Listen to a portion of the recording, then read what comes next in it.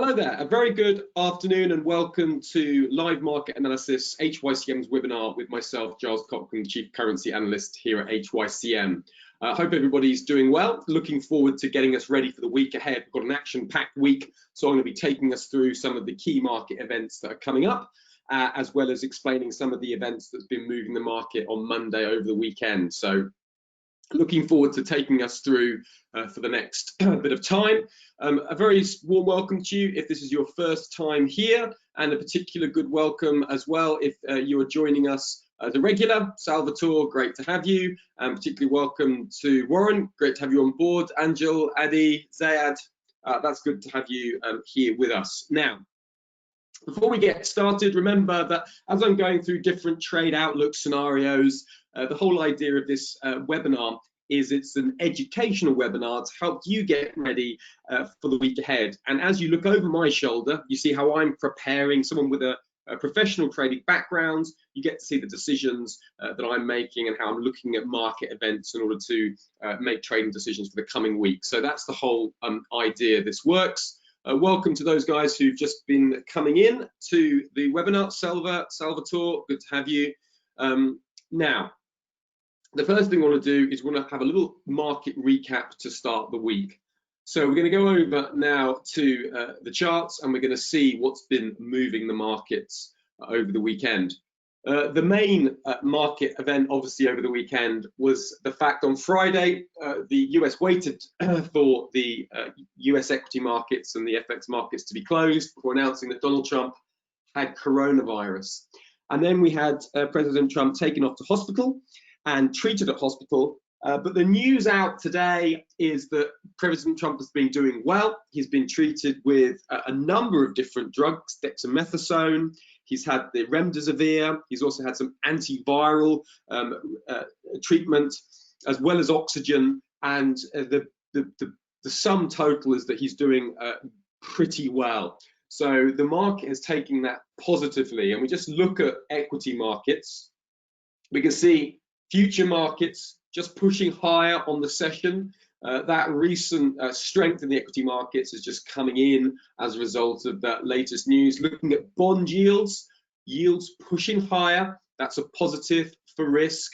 We can see the Italian-German 10-yield spread pushing lower. That's positive for risk. That's positive for the euro-US dollar pair. We can see gold pushing higher. This is what we expect at the moment. Remember, gold is negatively correlated at the moment to US equities. If you notice, when US equities, we'll look at the futures markets, it just makes it a little bit clear. So I'll just put the S&P 500. Let's just, no, it's not, that's not the one we want. We'll just look at, okay. So what you notice is that the general rule is that when equity markets are falling, you see gold falling. So when equity markets are rising, we're also generally seeing gold rising as well. That's the kind of basic relationship. So let's look at the NASDAQ as well. Let's just put the NASDAQ on. So heavy falls in equity markets tends to result in gold prices falling. That's the basic relationship. So as we see equity markets rising, then that is positive for gold. So that's why we're seeing some gold pushing higher today on the session. You just take a look at equity markets, you see that equity markets are just pressured to the upside. And if they keep moving higher, we'd expect that to keep supporting gold. You can see that the oil complex is moving higher as well. Copper prices have been pushing higher as well, and that is all in that positive risk sentiment. And now taking a look at the major pairs, we see that the dollar index has been pushing lower. You can see that's 93.59, pushing at near-term support around that 93.50 level. And the weakness in the dollar has been pushing the euro higher, Aussie US dollar, pound, New Zealand US dollar. All of these are higher. Looking at the currency space, we can see a broad strength in the commodity currencies, Aussie CAD, New Zealand dollar, broadly stronger, and broadly weakness in the dollar, weakness in the Japanese yen, the safe havens. So to start this session, I have had a bias on the Australian dollar Japanese yen upside. So for me, any return back down to that 75.50 region, you can see that's the daily pivot point for the day. We've also got some near-term support and resistance. So any dip back lower to that 75.50, as long as risk sentiment remains, that's giving me an upside bias. Now, there are a lot of risks in the market at the moment. Number one, President Trump. If he suddenly returns to hospital or he takes a turn for the worse, expect that to hit US future markets and US cash markets as we get to the cash open in about 1 hour. So any deterioration in President Trump is a big risk for sentiment at the moment. We also have the US stimulus bill. Now remember, the stimulus bill is positive for US equities. As long as the stimulus bill looks like being passed, that supports US stocks and global stocks. So if that does get passed, expect a spike higher in US equity market. We also have Brexit risks. Now this week is a very important week for Brexit. We'll cover it in a little bit more detail, but that has an ability to impact risk tone, as well as general COVID-19 cases. If we see a number of cases increasing, more lockdowns, more deaths, then that can impact sentiment negatively. For now, the sentiment is positive. In terms of data for today, we've had a smattering of data. We had some positive PMI data out of Europe. You can see that the German services PMI data was above maximum expectations, and the final PMI data. That's helped lift euro to start the week. You can see the euro's been lifting higher, not only on that positive PMI data, but also on the weak dollar index. Remember, the euro-US dollar is called the anti-dollar index. This is one relationship you want to have very firmly in your mind. Notice that whenever the dollar drops, the euro moves higher. So whenever the dollar index falls, that lifts the euro-US dollar higher. Now, conversely, when you see the dollar index, when you see that dollar index fall, euro-US dollar moves higher. But when you see the dollar index move higher, like here in March, you see the euro-US dollar pair moving lower. So the euro-US dollar moves in the exact opposition to the dollar index. So that's why the euro-US dollar is pushing higher at the moment. That better German data was supportive earlier in the session. Remember that German data has a disproportionate impact on the euro because Germany is the largest exporter out of Europe. It's the largest contributor to the Eurozone. So German data has a very strong impact, and you can see that PMI data was strong and retail sales were strong out of Europe as well. All that's been supportive of the euro to start the session. Now, we're now going to go into one particular risk that we have, which is the Brexit risk. Now, if you just take a look last week, returning to the main screen, you can see, looking at the euro pound, we saw lots of ups and downs in the euro pound based on market breaking news that was coming out over the Squawk and the news wires. This week, we're anticipating the same.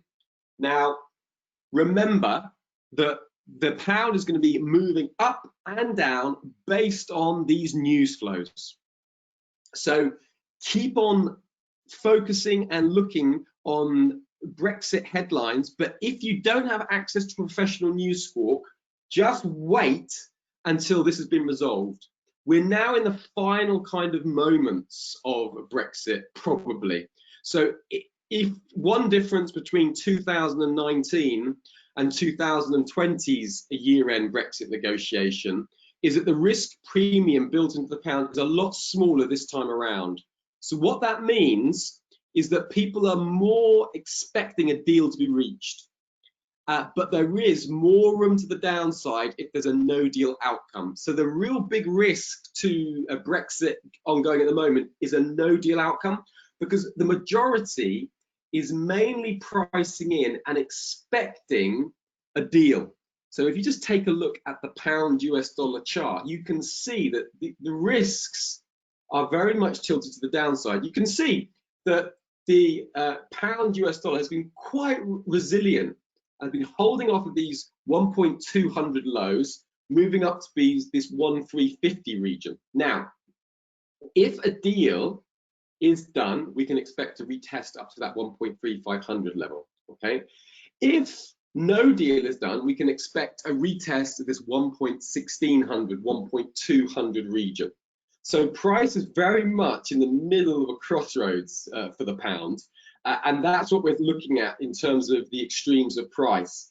Now, trading that day to day, the best situation to do is to wait for some clear resolution and then trade the pullback. So either get a deal and then wait for a pullback, or a no deal and then wait for a pullback in price. So one other option is to get access to a professional newsfeed, and then you can get in on those trades a little bit easier. But, you know, going back to the main presentation, you can just see how many different headlines are coming out all the time. And looking at the headlines here, you can see during the course of the week that the pound was moving up and down against the euro. So that's something very to be very keen on. Some of the key aspects for a Brexit deal, the key sticking points are state aid. That's basically the right for a country to support companies within its borders. The concern about state aid is that if the UK is able to support its own companies, it can make European countries be at a disadvantage. So the EU wants to make sure there's a level playing field, that the UK is not disproportionately giving an advantage to UK companies over European countries. And there's also big disputes over fishing rights. There's lots of fishing waters off the UK, and they have to be shared between the EU. Now, if the UK leaves the EU, then what happens over those fishing rights? Huge, a difficult area, a very politically volatile, and obviously a lot of very invested fishing industries from both the UK and the EU side. So there's a lot of controversy and difficulty there. Also, equivalence of financial services. These are the main issues. This is the crib sheet courtesy of ING Investment, a very helpful little sheet to see what the major issues are. So Brexit is a key risk this week. We are expecting a deal. The official deadline is the end of this year. However, really a deal needs to be arranged before the end of October. So we're in the very last throes of a deal being done. This is the last kind of few days and weeks. So be alert to that. It could be this week where you get a deal announced. So be alert to that and be on your toes. Now, in terms of other events, let's go into the main events for this week. There's a couple of things we need to be aware of. So first of all, we have ISM non-manufacturing PMI coming up later. Okay, so let's just go over to the economic monitor, and you can see that the PMI data, this is a services PMI, expected 56.3 versus 56.9. Now that's due out in an hour and 15 minutes. If that comes out at above 59.6, then that will be positive for US equities. So if this comes out above 59.6, which is the maximum expectations, expect that to boost the S&P 500. So that's the one to look at. Anything above 59.6, that'll be a little boost to the S&P 500. Expect to get a few points out of that. But be aware of the other risks that are going on: the US stimulus bill, President Trump's coronavirus illness, the general number of COVID-19 cases. But that's one to look at. Now remember, in terms of the US dollar, that recently the US dollar is moving in the opposite direction to stocks. Okay, so when stocks are moving higher, let's have a look. Let's just do the overlay that. So when stocks are moving higher, you can see the dollar moving lower. Okay.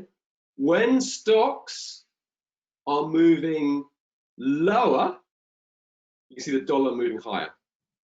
So if stocks move higher, expect the dollar to be moving lower. Okay. So as you see, the stocks move lower, dollar move higher. As stocks move higher, dollar moves lower. So they are moving opposite to each other at the moment. So just bear that in mind.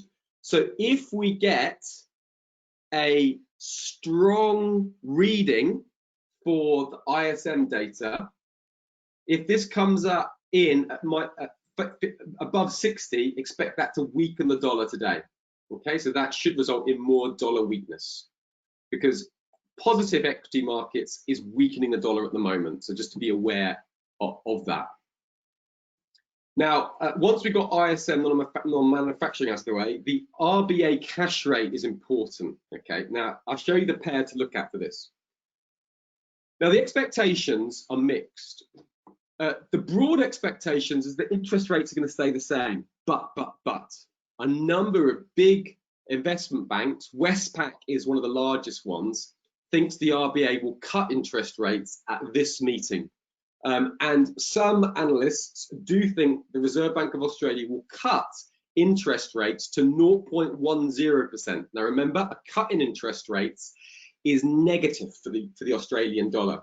So if the Reserve Bank of Australia cut interest rates, that will be a negative for the Australian dollar. We'll see Australian dollar selling, and that will be an opportunity to potentially join that selling pressure. If you're up at that time, you can look to potentially short Australian dollar at market if there's a cut. Now, if there isn't a cut, if interest rates remain the same, it comes down to what the RBA say in the statement. Are they more optimistic about the economy? Are they holding in a stronger way than the market was anticipating? If they do, you could easily expect the Australian dollar to rise. The pair that I'm looking at is the Australian dollar, New Zealand dollar. I am in long on the Australian dollar, New Zealand dollar, and I'll explain the reason for my long in this. I am long in this from around 1.0870, and I've been holding this for the last few weeks because the RBA are on hold, but the RBNZ, the Reserve Bank of New Zealand, are open to negative rates. So that's why there's a bias to the upside, the Aussie New Zealand dollar. Take a look at the spread. The yield spread is this orange line here. Now the yield spread is the price of the bonds yields subtracted from one another. So the yield of a bond is how much yield you get for purchasing that bond. So the bond yield spread is the yield of the Australian 10-year bond minus the yield of the New Zealand 10-year bond. A bond is the loan to the government. So this is a loan to the Australian government. This is a loan to the New Zealand government. What this spread tells you, it's basically like a risk indicator. You can see that as the yield spread goes higher, what does the Australian New Zealand dollar do? It goes higher. As the yield spread goes lower, we see the Australian New Zealand dollar pair move lower. Okay, now this yield spread has remained supported to the upside. That's why I've held to the upside. If the RBA are more positive, then that will support the Australian dollar, New Zealand dollar. This would be a good potential trade for entering at market. If the RBA is more optimistic, then you'd expect to see, I'm expecting to see more upside and a test of 1.100. But that is only if that current divergence remains between the RBA and the RBNZ. RBA meeting out on 4:30 UK time. That's going to be very important. We also then have the Australian annual budget release. So there's two risks to the Australian dollar.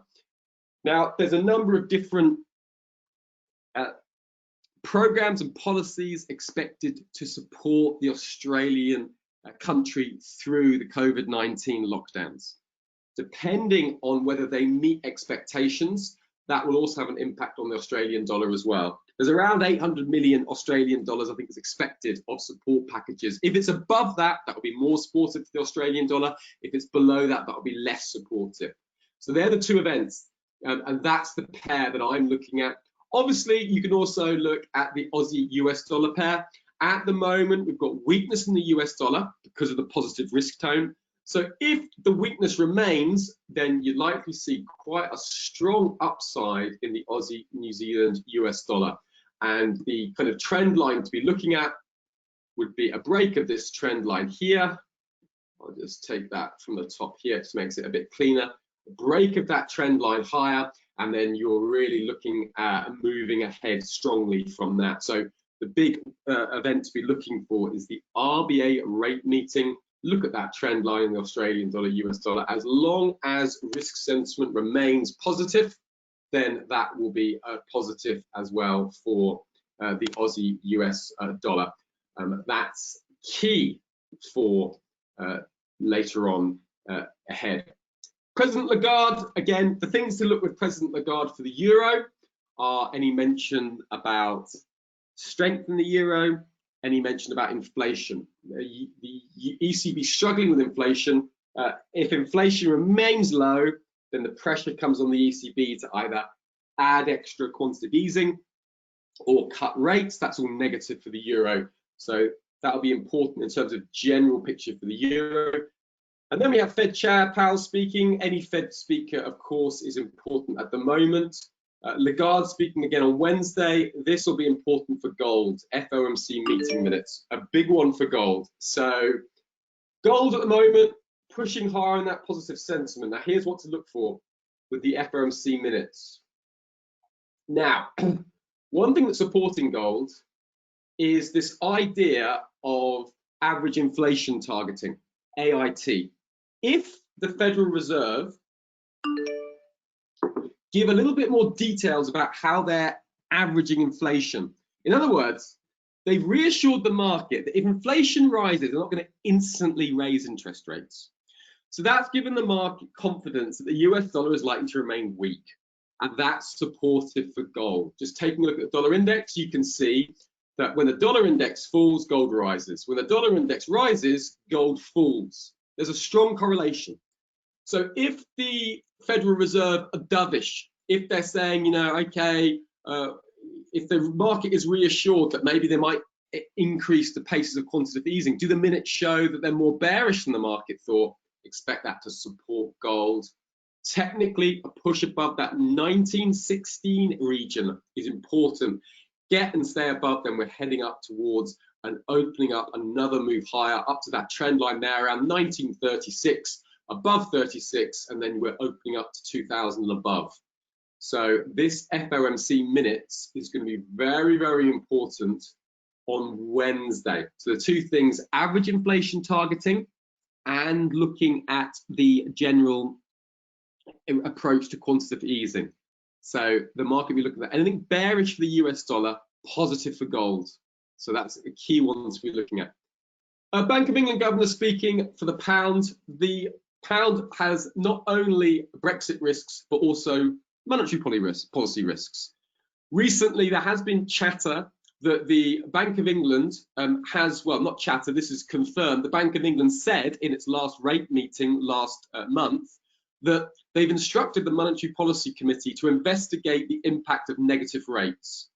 If Governor Bailey says anything positive about negative rates, like we're going down that route, we're thinking about them, we're opening up, they're more of a possibility, expect immediate pound selling. When rates are cut, currencies fall. When rates increase, currency rise. Bank of England interest rates are very low, but they're currently in positive territory. If the Bank of England's governor announces that they're imminent to turn negative, expect immediate pound selling. Got Governor Macklem speaking for the Bank of Canada. Again, an event to watch out for. There's nothing particularly that I'm expecting the Bank of Canada's governor to say, but definitely worth looking at. We also have employment data out of Canada as well. Remember, the Bank of Canada's governor may have seen the employment data before it's released, so you might get some clues about the future direction of the employment labour market in Canada. Certainly one to be looking at very, very carefully. That is the main event in terms of scheduled events. The other key events to be looking for are, of course, Brexit, US fiscal stimulus bill. Now, the way the stimulus bill works is if the stimulus bill is passed, that will support US stocks. So expect anything that supports US stocks is also going to be negative for the dollar, because the dollar is operating at the moment as a risk currency. So when the market is feeling reassured, then we're seeing dollar weakness. When the market is spooked and worried, concerned, we see dollar strength. We are now seeing dollar weakness on these positive risk tones. So that's the key thing to keep looking at. Looking at the path of the dollar, it gives you a good shorthand as to how the market is feeling at the moment. These are the key events to be looking out for. And of course, the chart that I'm looking at as well very much is gold, looking at the gold chart, particularly in relation to the dollar. This is a key point. Longer term, I still do have a bullish bias for gold. So I do have a bullish bias for gold. So there's potentially looking for opportunities to buy gold from support levels. Okay, folks, I hope that has been helpful. I'm just going to have a look through some of the questions here as well. Just bear a moment while I plug in the my charger, so my laptop doesn't run out of battery.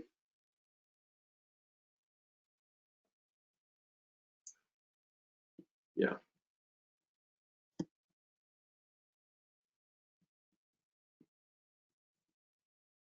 Okay, Euro US dollar inverse cup and handle pattern forming. Let's have a little look.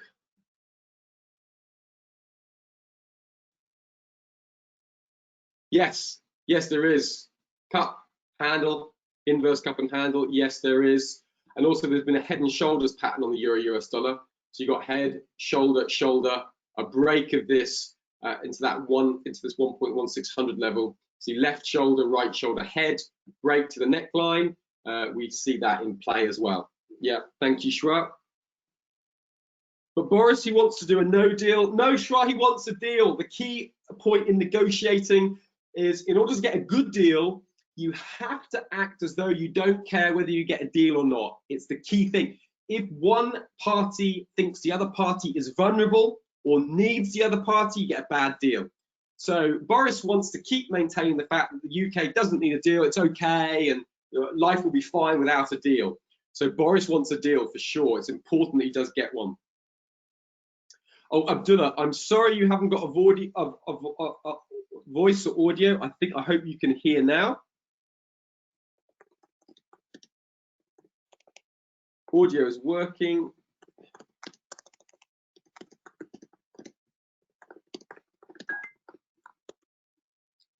Mohammed, to what limit price the positive ISM will increase the US dollar? If there's positive ISM data, what I'd expect is you'd expect US futures to move, and the data we're expecting to move is if we get above 59.6. You see, the maximum expectations is 59.6. Anything above that should be positive for US equities, and we expect that to boost US equities higher. 2, which US dollar index opposes the Euro US dollar pair? The one you said at the beginning, it's the dollar index. So the dollar index is in direct opposition to the Euro US dollar. Whenever the dollar index falls, the Euro US dollar pair rises. When the Euro US dollar pair rises, the dollar index falls. They are very negatively correlated. You can see falling Euro US dollar, rising dollar index. You can see here falling dollar index, rising euro. That's because over 50% of the dollar index is weighted to the euro. So that's why the Euro US dollar The euro US dollar is sometimes called the anti-dollar index, Mohammed. How Brexit will affect the euro now. The main impact of Brexit, Mohammed, is on the pound. You want to focus on the pound. The euro is being influenced by ECB monetary policy, things like the strength of the euro, how the ECB is monitoring growth in the eurozone, how the ECB views deflationary pressure. That's what's influencing the euro. Brexit is on the pound. Shwa, if USA stimulus aid passed by Senate means dollar bearish and for gold bullish, exactly, Shwa. Well done. If we get stimulus bill passed, we'd expect equity markets to rise higher. We'd expect the dollar index to push lower, and we'd expect gold to rip higher. Exactly. Selva, what's the maximum gold can rise? Selva, no one ever knows the top of a market, and no one can ever tell you the bottom of the market. Just looking at it technically, Selva, you know, just looking, what's the maximum it can rise? Don't know. I'll tell you technically where you want to look at. Above 1916, and that opens this level, right? Above 1935, then that opens back up to 1960, from 1960 to 2000, get through 2000 back to 2060. Above 2082, and we're back up towards, we're going to be heading to 2,200 odd. Okay, so that's the way. So that's the way to look at it. Obviously, no one knows what the maximum anything can go, and no one knows the future. But technically, that's how I break it down. Very good. Hey, great questions, guys. Shwa, some good understanding there. Very good. Good to see. Okay, guys, it's been great. Remember, if you're an HYCM client, come back here on Wednesdays. I do another webinar, and we'll go through again. We'll be able to look through the FOMC minutes. We'll be able to look through the RBA decision as well. And we'll be able to look through gold. So if you are a HYCM member, client, please do come along on Wednesday. If not, please send me an email, giles.coughlin@hycm.com, and I'll show you how you can go about doing that. I'll just show you here. Just if you just email me here, this email, I can show you how you can go about becoming an HYCM member, and I can get you on that webinar on Wednesday. Thank you all very much. I hope you all have a really, really good rest of the day. Looking out for that RBA meeting, everybody, please. Don't miss that. Good to have you, Warren, Will, Zayad, Chib. Good to have you back. Suneth, Shra, as always. Selva, great. Salvatore, very good. Lolu, good to see you back again. Kingsley, Eddie, Mohammed, Ade, Abdullah, thank you all very much. I hope you have an excellent rest of the day, and thank you for all your contributions. Thanks now. Goodbye.